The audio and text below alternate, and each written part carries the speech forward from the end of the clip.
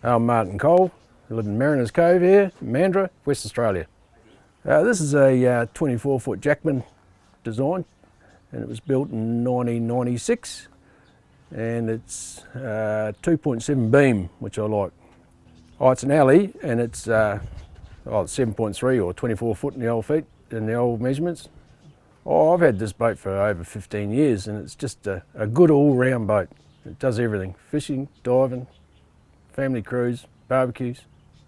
Being over width is not a problem. You just need your signs on, and it's still under the 3.5 tonne, so it's still quite trailable. Right, we're in the canals here, and it's a sort of a half-hour ride down to the ocean, and 20 minutes and you're into this big estuary, and there's plenty of crabs in the summer, and net fishing if you're into that, and bream and whiting, and it's a great place to live. Yeah, well, we can go, we've got plenty of places to go on the water now, plenty of restaurants, bars, or even if you just want to throw the little barbie on and just anchor up and have a swim. I pretty much average a bit over 100 hours a year. Yeah, the old motor was a V8 Mercury Diesel, 7.3 litre, so it was a big lump of steel, and it just run faultlessly for 23 years, you know, just regular maintenance, nothing ever went wrong with it. And then I just decided that I like the boat, so we'll repower it and give it another 23 years.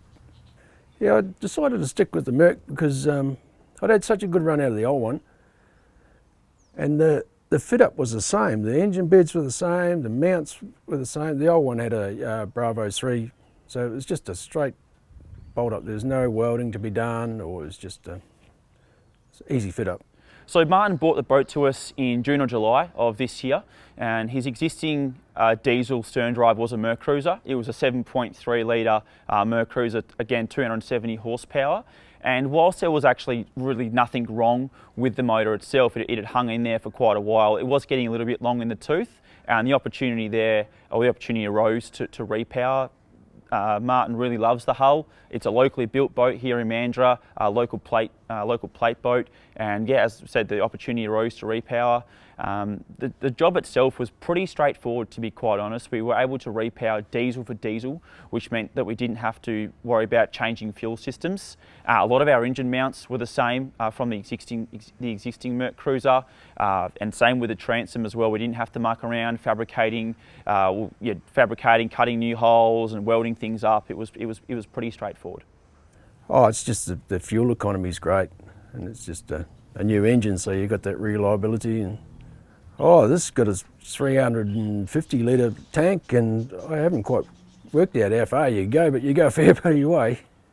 Generally, when someone does a stern drive, single stern drive application, it can happen in probably 2 to 3 weeks.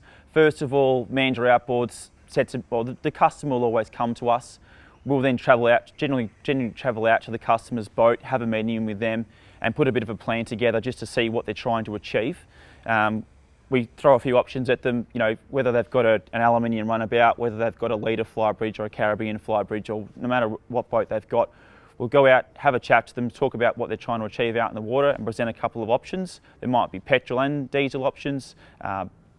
In this case, it was just we wanted to stick diesel for diesel, and then from that point onwards, once the customer sort of locks in and wants to go ahead with the project, it's 2 to 3 weeks. Mercury is really good with having stock on hand at their warehouse in Melbourne or Perth, so accessibility to the motors is pretty easy.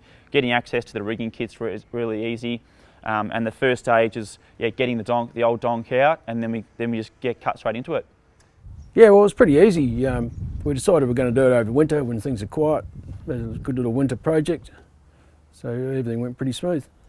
Oh, I wasn't out of the water for very long at all. I didn't take much notice, but it had only been about 2 weeks, I think, start to finish. So performance-wise, with the new V6 270 horsepower 3 litre diesel, we've seen just a massive improvement in fuel economy. That's been the best part of the repower, I think. Yeah, the new ones are they're quite a bit more compact, and the fuel economy is a lot better. But the old economy was pretty good, and this is even better again. Yeah, well, we done one fishing trip, and it was only come back. I only used 60 litres for the day. It was just amazing. Oh yeah, the turbos and the new ones are really great. They just take off. The old one was a little bit slow to get going, but once it got going, it was okay. But these just accelerate like you wouldn't believe. Yeah, well, you've got all that information on that one gauge, all your fuel usage, everything's on that one gauge. Just got to scroll through it. Oh, I think we're up to just over 60 hours now in a couple of months. So as we were able to stick with diesel to diesel, the new 3-litre V6 from Mercury has physically got a smaller footprint. So for our guys in the workshop, when it comes to servicing the motor once a year, serviceability is a lot easier. You've got a lot more room to move around within the actual engine bay itself. Up front, we don't have to touch, but in the actual engine bay itself, a lot easier. So Mandurah Outboards has been a sole Mercury and Mercruiser dealer for just over 32 years. My father, Peter, started the business just behind my right-hand shoulder here in the Mandurah Ocean Marina. We now find ourselves on Gordon Road, where we've been for well over 20 years. We specialise in Mercury and Mercruiser repowers, and I think with repowers what's so important is experience. Every repower is a little bit different, but you can't buy experience. We quite often have to do fabrication work, so like in-house now we're doing our own fiberglass fabrication work if we have to muck around with engine mounts. For example, on older boats we might be pulling out Volvos, old Volvo Pentas, old IMC Cobras, or even the older Mercruisers. The footprints of those motors of the newer Mercruiser platform might be a bit different. So there's a lot of work that goes into a stern drive repower. Outboard repowers are generally a lot easier, but it's really important for the consumer, if you're thinking about sticking with the stern drive platform, to go to someone who's done it before, who's got the experience in doing it with that boat.